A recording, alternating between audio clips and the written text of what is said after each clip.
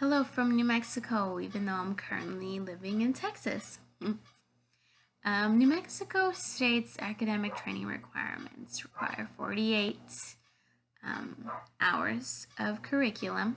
These include the practicum, and the total number of practicum hours was not stated, but the details about what training should focus on was, I said it should focus on counseling services in a professional setting under supervision. So I think they leave that up to the university or the program, but it did not mention any specific hours on the practicum. The courses that are required are human growth and development, social and cultural foundations, research methods, group work, helping relations, and the practicum, of course.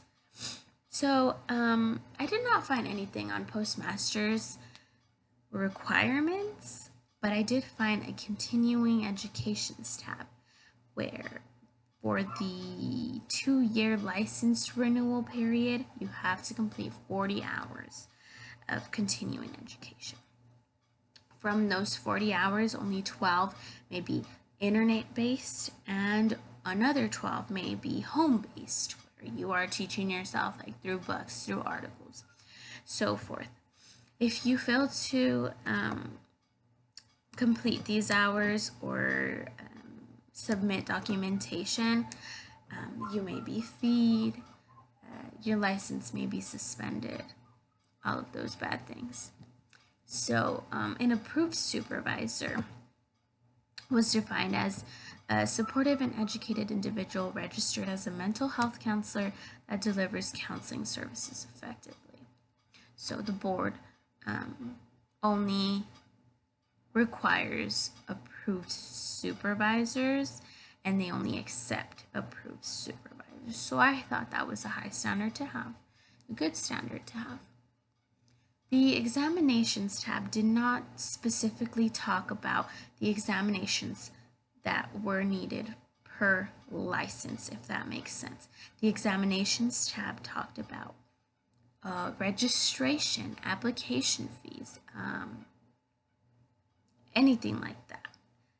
So I thought it was a little confusing that they would talk more details about the actual examination instead of listing what examinations are required for certain licenses.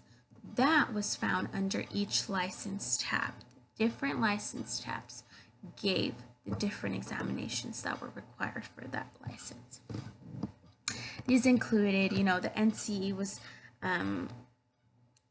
required for LPCC and LMHC. LPCC being a licensed professional clinical mental health counselor, and then an LMHC being a licensed mental health counselor. So it was a little tedious to find the information, but nonetheless, I found it. It didn't talk anything about tiers, but the scope of practice was mostly defined under the Code of Ethics.